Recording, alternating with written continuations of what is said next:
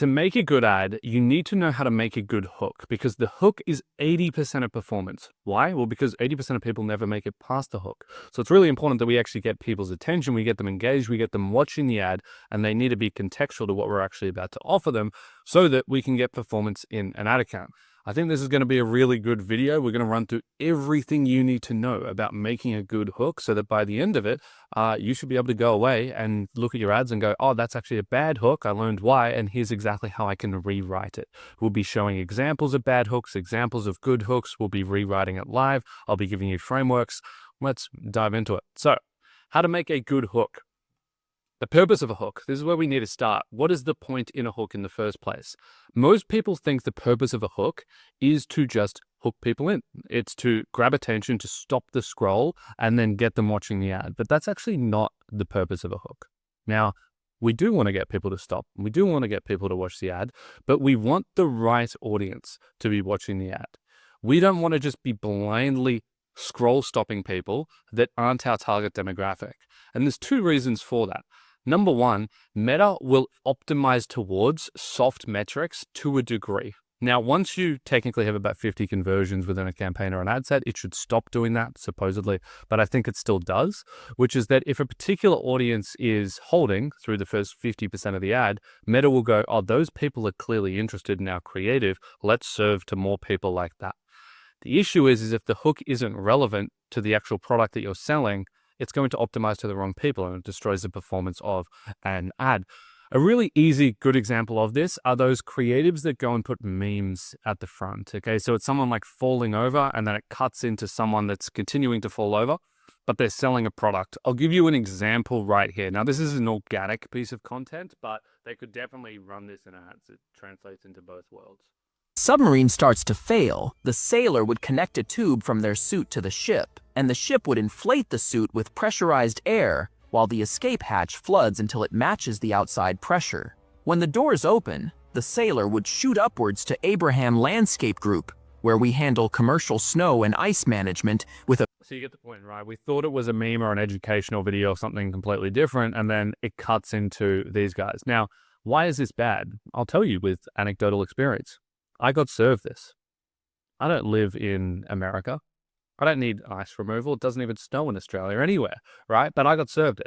And it's because I'm the kind of person that would have watched that educational reel at the start. So it was serving to people that typically watch that type of content. And then it obviously cuts out into an ad that's completely irrelevant.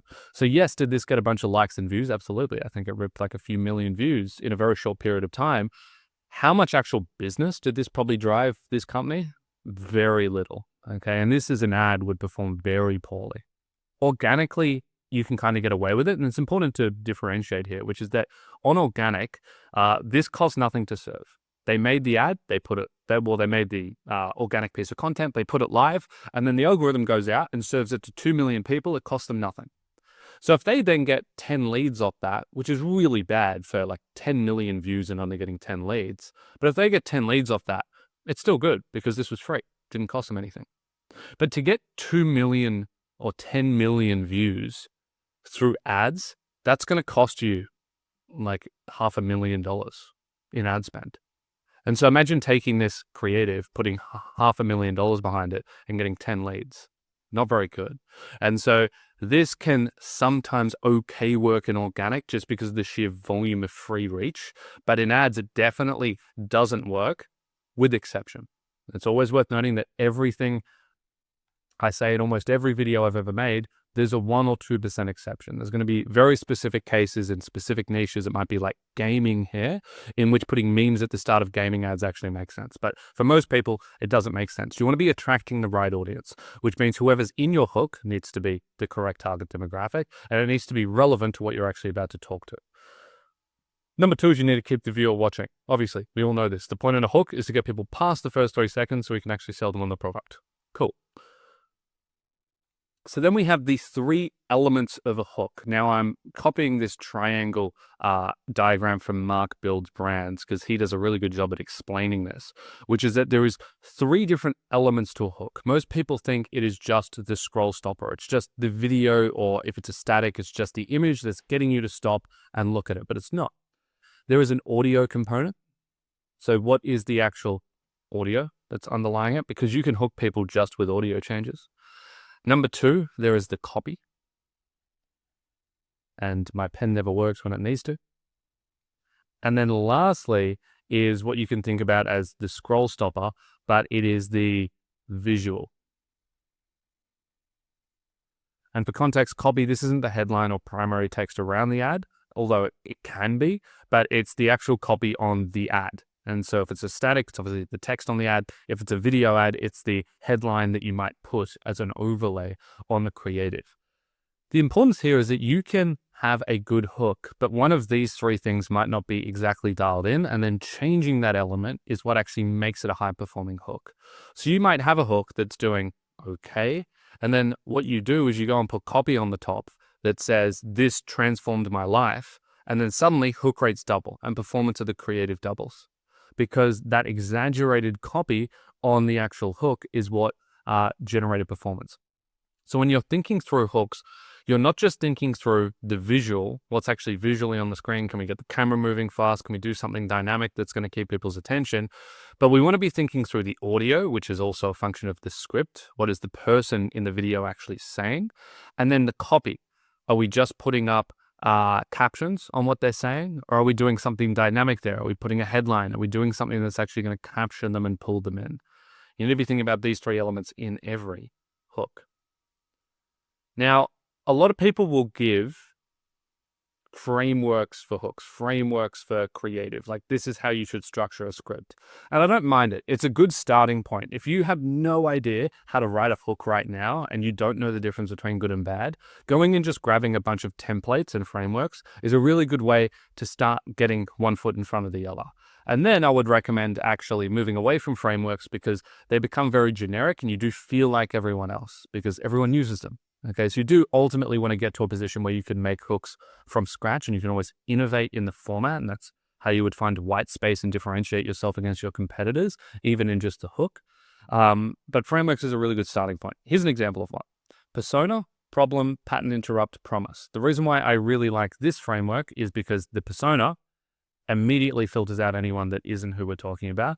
The problem, it goes into problem agitation quickly within the first literally 2 seconds of the ad.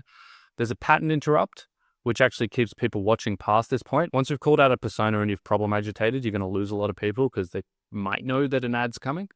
So we need a pattern interrupt. And then there's a promise, which gives them a reason to continue watching through the video. This is also a very common hook structure for organic content, particularly YouTube videos. And so most people start their YouTube videos with, if you're an e-commerce brand and you're currently struggling with creative content, I'm going to give you the best method possible for creating hooks. This will be a 20-minute video where I break down all the frameworks. And so I'm essentially giving you, who is this for? What is the problem? Give you some kind of pattern interrupt, which I didn't do a great job at, and then promise why you should watch through the video. This obviously also translates very well into ads. So if you're a persona and you have this pain point, you're probably doing this common approach right now. That's why you're getting a bad outcome. Here's the better method. This is really good. And in fact, I can almost guarantee if you take this, put in a bunch of ads, it'll probably perform well. Just worth noting, you need continuity on the persona and who's actually saying this in the ad. And so, for example, you can't have a 50-year-old mum saying, if you're a 20-year-old guy and you're struggling with X, it's not going to work, because obviously there isn't any relevancy or trust being built in the persona that's actually in the creative. I could give examples here, but you could do this all day. This is very straightforward. And in fact, if you have any issues actually plug and playing with this framework, take this sentence right here, drop it into an LLM, ChatGPT, Claude, anything, and then just drop your website and drop your product, give a bit of context, and it should just be able to whip up a bunch of these for you. Cool. So here are a bunch of different hook types. When you go and watch like hook training content, I guess, on Instagram or YouTube or wherever you go, everyone will always train just through this. They'll just give you a bunch of different categories of types of hooks. Now, the issue here is that there is infinite types of hooks, and it depends on how you're actually defining them, right? We could go and put 400 hook types here if we wanted. But these are really the most common ones that I personally use in my own scripting, both for our agency ads, but also for e-commerce brands. And they're the most common ones I see. Now, most common doesn't necessarily mean best. Because if all of your competitors are using these hooks, then they'll probably be saturating the market with very similar looking ads. And so you obviously always want to try to identify the white space in all of these things, but you also as well do want to double down on what competitors are doing. Okay, so number one, contrarian truth. This works really well on organic as well, which is the advice that everyone follows is backwards because. Okay, you've tried this and everyone tries this, but it doesn't work because of this. And then it goes into some kind of educational piece. Specific proof, we did X and got Y and Z days. Here's what actually caused it. This is a great high performer. Common mistakes. The number one mistake I see brands making when they try to scale. So I actually am not a huge fan of this one, although I still do use it quite a bit. The reason being is that it's just substantially overused. You've probably seen this right here a million times. And that's why it's actually lost its substance. It's lost its weighting, because when people say the number one mistake, people know now they're just doing that to try to hook me. It's probably not the number one mistake. High stakes warning. I really like this one. We use this a lot in ecom. If you're using protein powder, you're slowly destroying your gut. Here's why. Okay, so we've immediately persona called out anyone that's in our target demographic, people that are using protein powder, and then we're going into a high stakes warning, which is obviously going to pull most people. And most people that have protein powder are going to be hooked by this because they're going to go, oh, okay, unless they don't care about their gut, right? And so that's why you could also try 2 or 3 alternative hook versions here, where you actually change out the high stakes warning to be able to resonate with different pools of people. Curiosity gap.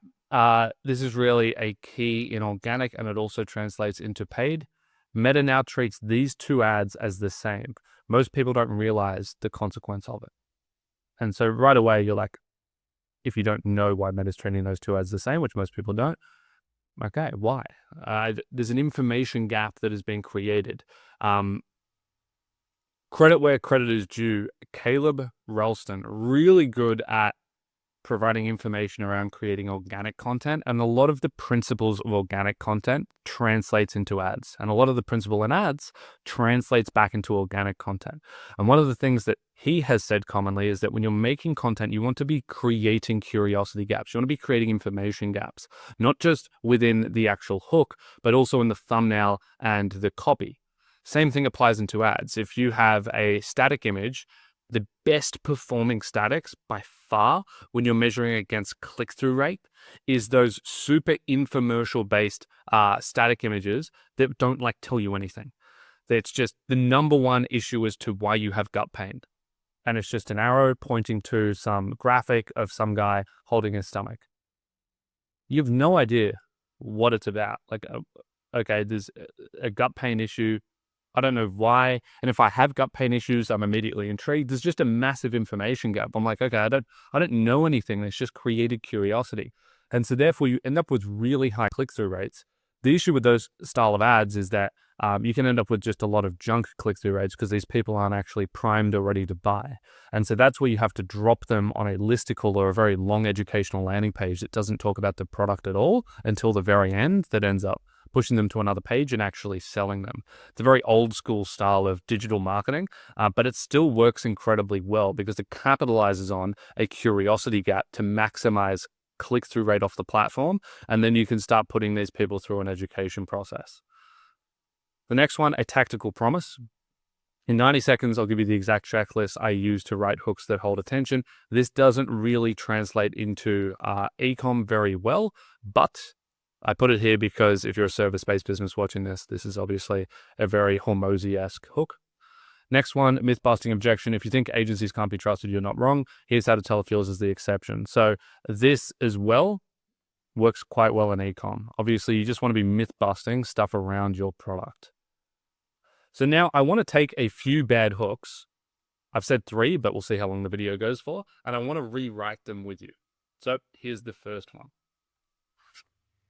Well, that's the stuff. This is. So you might look at that. So I played that on 2x speed, which is a little fast, but this is not really a copy hook. And so what I mean by that is there's not much, there's nothing being said. It's more of a audio hook. And so you might look at that and go, the table's being hit, the product's being ate, and then what they're going for here is a curiosity gap hook. You're thinking, What are they eating? Like what just happened? And you're getting hooked a little bit by the audio. Let me play it again. Well, that's the stuff. This is So you might look at that. So you might look at that and go, that is a good hook because it had some kind of audio element that hooked us in, and then it created a curiosity gap. But the issue is it missed the number one element that we mentioned right at the start of what makes a good hook, which is that we need to attract the right audience. And that doesn't necessarily attract the right audience because everyone would watch that wondering what it is, then to find out that they're selling jerky. Most people don't like jerky that much, particularly vegetarians, but vegetarians still would have watched it, and then they'll lose most people. And so when we're looking at thinking through rating this hook, I would think through clarity, relevance, novelty, specialty, and credibility.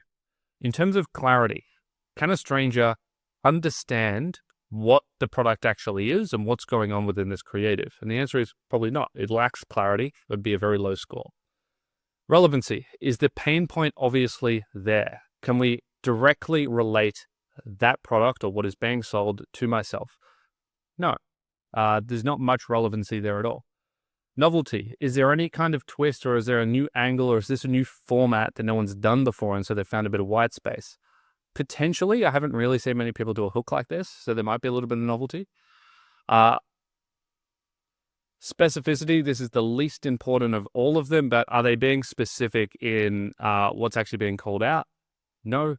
And then credibility. Is there proof or a reason to believe? No. Now, it's important to note this has been placed in order of importance. Specificity and credibility are really second-tier things. Fitting credibility into a hook within the first 3 to 4 seconds, difficult to do, not really a priority, but if you can do it, nice. Same thing with specificity. Where you would get credibility is if the hook was a normal hook, but you had an influencer actually doing it, or you had a very famous person. And so that would immediately build a degree of credibility without actually having to waste any time through the hook. So how do we actually go and improve this? How could we rerun this hook to this business? Let's watch a couple more seconds of the ad so we can have some context. It's called nothing because it's got no processed ingredients in it. It's grass-fed beef, couple herbs and spices, and that's it. So these are all right. So these are all value propositions of the product, but we aren't leaning into any emotion here. So let's go to all of our examples and let's go and choose a high stakes warning because I really like this as a hook, generally speaking. Cool. And then let's go and edit this for this brand specifically. So and we can frame this around, because obviously jerky is protein. We can frame this around competitors if we want. There's so many different directions we could go here. But where I'm going to go is, in fact, we could use this exact hook, because you could lean into, instead of having protein powder, you should be eating jerky, because protein powder destroys your gut, and then goes into a value proposition around how protein powder isn't as bioavailable or something in the gut. But let's change it. So we're actually doing some work here. If your most jerky is either dry as cardboard or loaded with rubbish ingredients, we fix both, and I'll show you how. So that's a really good hook that will capture anyone that can relate to this, which I definitely can. Another example would be, if you're still eating protein snacks that are basically sugar, stop. Here's the 3-second label check before you buy jerky. So notice that the way that we structure this hook is that we are not going into selling the product. In fact, we're not even mentioning that they're watching an ad here. What we're instead doing is going into an educational piece. So we're about to teach the customer, how can you go and look at protein snacks in the store and do a quick label check to know if you're just buying sugar. Okay. The next one is, we taste tested the best-selling jerkies and found the same 2 problems in almost all of them. Here's what we built differently. Now, you could arguably even remove this last sentence. You don't need it. Because what we're really doing here is we're creating going back to the examples, we're creating a curiosity gap. And so people immediately are like, okay, they taste tested all the best jerkies. And obviously you would want a visual hook here of you actually showing and just like throwing up 10, 20 different jerkies or panning through them all. And they found the same 2 problems in all of them. The 2 is actually a really important piece of copy in this hook. If you said we found the same problems in all of them, I bet there would probably be a worse hook rate because it's too generic and not specific enough. And therefore, it won't hold people into actually trusting and wanting to learn about these two problems. If I just said, oh, there's a bunch of problems with best-selling jerkies, it's like, okay, I'm sure you're selling me something. But if I'm like, no, I purchased all of the best jerkies, and there are two very specific reasons and problems that you should look out for when you're buying jerky in the future, I'm way more likely to watch because I'm like, okay, it's only two, so I can easily sit through this. It's not going to bore me. And number two, what are these two problems? Because I do eat jerky from time to time. So there are three hooks. It's worth noting that it doesn't end here. And this is where most people stop and they move on. There's two important considerations. The first important consideration is that this is just the copy or audio. This does not take into consideration the other elements of a hook. We also need to be thinking about, okay, what is the visual going to look like? Because you might go, and if you're a jerky brand watching this, you might literally go and take these exact hooks, put them in your account and go, oh, Nathan doesn't know what he's talking about. These didn't work. And it's because this is only one of the four elements. Okay, you can actually just change the visual in the background and get completely different performance. A really good example of this is the third one, right? Which is that the third one here, you can have just a UGC creator talking to the camera going, we taste tested the best-selling jerkies, and we found that there was two problems in almost all of them. That's probably going to perform worse than the same UGC creator going, we taste tested, and then it cuts at about the 1 second mark and goes to a pan shot of someone in the supermarket grabbing all the jerky off the shelves and then putting it through the checkout. And then it cuts back to the UGC creator and goes, found two problems in almost all of them, and then pulls out a whiteboard with number 1, number 2 on it, with it blacked out, and they're about to start writing. The visual element there suddenly makes that ad way more compelling to watch. It makes it way more engaging on the platform, and it makes people way more likely to actually get through the hook. But if you just don't even think about the visual elements throughout that hook and keeping it fast-paced, keeping it dynamic, keeping it relevant to what's actually being spoken about, then it won't perform anywhere near as well. And the same thing applies for these other ones, right? So most jerky is either dry as cardboard. Depending on the brand positioning that you want to go for, you could do something really cool here with an AI video. So you could pull in a really short 1 to 2 second video of jerky literally cracking like cardboard. And I'm sure AI could do some kind of mix of the two where it could end up looking quite good. And loaded with rubbish ingredients, there's so much stuff you could do here as well. Like you could do something AI related. You could also just do a pan through of all of the ingredients in your competitive products. You could do literally just throwing competitive products in the bin. What you end up being able to create here is 20 to 30 different hooks when you start thinking about changing the visual elements whilst also changing the audio elements whilst also changing the copy elements. So what we also haven't even spoken about here is, let's say this is just the audio and then we're thinking about building out the visuals. Now, what about, are we putting any copy on the top? Are we going to place let's look at one more and then we'll move to the second most important part of the hook that everyone gets wrong. All right, just finished my workout, and I need to talk about Hyro. This is hands down the best electrolyte powder I've ever tried. So what do we see here? In terms of the copy, this is what's on the screen. So this is actually just the caption of what he's saying, but it's been put in the style that could actually be utilized as a headline.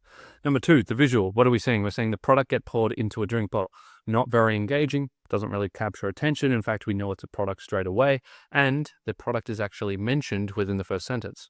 This doesn't have any of elements of a good hook. It doesn't resonate with the right people. You could argue talking about workouts means that it automatically filters to people that work out, but it's very weak in actually capturing attention within the first 3 seconds and pulling people into the rest of the video.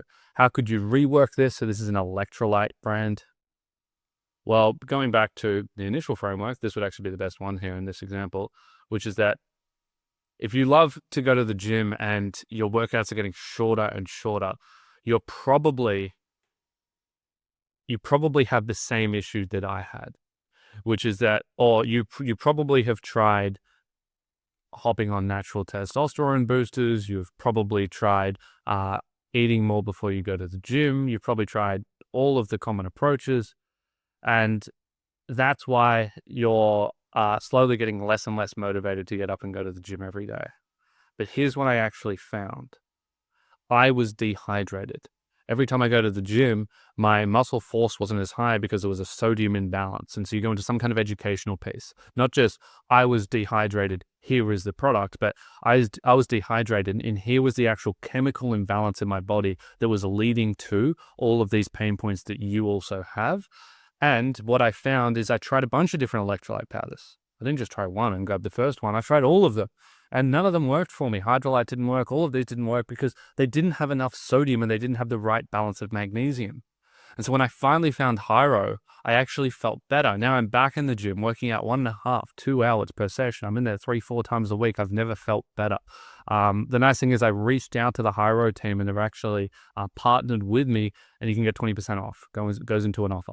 So even though I've gone through the entire script of an ad there, that's really what the flow should look like from hook through to call to action. In terms of the visuals here, I wouldn't want to be showing the product at all. This is a very boring visual. If we want to keep it authentic, I would do a talking head video. So just literally iPhone to your head going, if you've been going to the gym, I've been feeling really lethargic recently, and if you have too, and then it goes into the story, or you can keep it more dynamic. You can cut to different moments in where like this B-roll of you feeling bad. I don't know exactly what it would look like, but there's a lot of opportunity in terms of visuals, and there's also a lot of opportunity in terms of copy. And so you could try a few different static bold headlines over the top here going, thought I had a testosterone issue, or fixed, you could literally, it depends on the boundaries of what is actually allowed here in terms of health claims. And so you'd have to check health claims, but there's obviously a lot of different levels of severity that you can go to in the overlay that's going to allow it to resonate with different pools of people. An example is how I doubled my strength. Okay, obviously electrolytes have very little, if not nothing at all, to do with increasing strength. But the idea of the framing and messaging here as to what we were building out was that he stopped being motivated to go to the gym because dehydration was making him tired. And so because he fixed the tired issue, it allowed him to go back to the gym, which allowed him to get stronger. And so we're pushing on a pain point of strength, even though it's probably very unrelated to electrolytes. And that's going to be able to allow us to put that copy on the top, which is going to resonate with that audience. Obviously, probably don't go that far, but it just goes to show you can reframe almost any product to anyone. This is ultimately the final key here, and this is where people stop. They go, and 80% of people have probably stopped watching this video at this point, and they've missed this point, which is that the hook means nothing if you can't bridge them into the body. Most people really mess up the bridge, and in fact, I would say the bridge is actually one of the most common mistakes in people that are actually good at making ads. Because once you're good at making ads, you know what a good hook looks like, you know what a good body looks like, you know what a good CTA looks like, but you don't know how to bridge between them all naturally that doesn't cause a very large drop off. And so when you're bridging out of the hook, you want to not go into selling the product immediately. This is the biggest mistake that people make.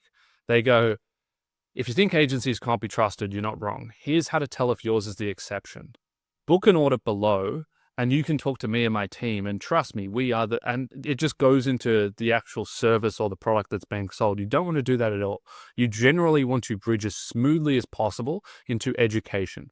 What you almost want to be thinking about when you're designing at least a video asset, this is in statics and stuff, it's a little bit different, but in a video asset, you almost want, if we put product awareness on the y-axis, so this is people being aware that they are being sold to and that you have a product that you want them to buy.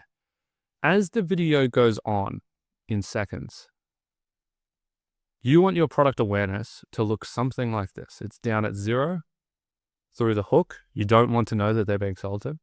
And then it slowly just creeps up until the call to action is there at the end. And that's what you want it to look like. The issue is that most people, in the example we gave before of Hyro, where they said it straight away, it's like this. Immediately you know that you're being sold a product.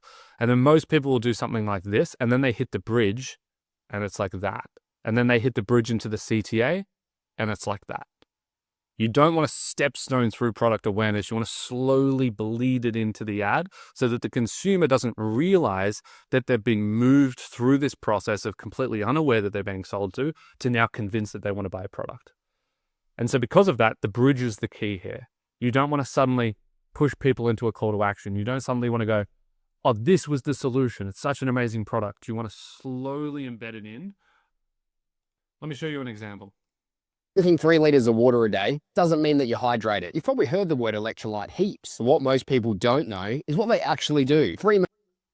So it's worth noting that we're kind of in the bridge right now at this point, and he's keeping it visually engaging by just moving the sponge. There's no reason for him to be moving the sponge. It's not even anything on the table, but he's doing that to just hopefully have a visual cue that keeps you going through, which is educational. Main electrolytes in a hydration drink like Hyro are sodium, potassium, and magnesium. Now, what I don't like there is I think that he introduces the product still a little bit too early, but what they have done is they are thinking through, at least in this script, introducing the product, getting them aware that they're watching an ad, but not spending any time on it, not trying to sell it. And so they introduce it and they go, with electrolytes like Hyro, magnesium, blah, blah, blah, blah, blah. And they go back to the education. So you're like, oh, I think they're actually about to sell me something. I think this is an ad, but I'm still interested in being educated because they're not just telling me about all the value propositions that I don't care about. I'm actually learning something. And so because of that, I would argue that their like product awareness curve probably looked something like this, where it was flat and then there was a little bit of a faster bump. And then they go back into education and then they introduce Hyros again and it looks like that. And so still not bad. Where people really can mess up a bridge is where they create a perfect ad, hook, body, bridge into the body. But then right before the call to action, the bridge is just terrible. It just goes straight into the call to action with no real thought as to why someone would move from the education piece of the ad suddenly into buying their product. And that's where you can actually see really good pieces of creative flop a lot of the time, is they've actually messed up the end of the creative. So just to recap, everything you need to know about hooks. To make a good ad, you need to make a good hook. It is the reality, because 80% of people don't get past the hook, so the hook is very, very important. The purpose of a hook is to attract the right audience and then keep people watching. There's 3 different elements to a hook that most people don't even think about. It's not just the visual, but there's the audio element and then the actual copy. You might have a really good hook, but one of these 3 elements just needs to get tweaked to make it better and actually perform. Here's a general, pretty good template for creating hooks very easily. Here is about 8 different examples of different hooks that you can use. We obviously went through and we rewrote a few hooks. You want to look at clarity, relevance, and novelty when you're thinking about scoring hooks. And then you do not want to forget about the bridge into the body. The bridge is where you can lose a lot of people, particularly on your retention curves. And so you want to be thinking about, how do we move from the hook into the body naturally while slowly increasing product awareness and not suddenly making it obvious that we're about to sell them something.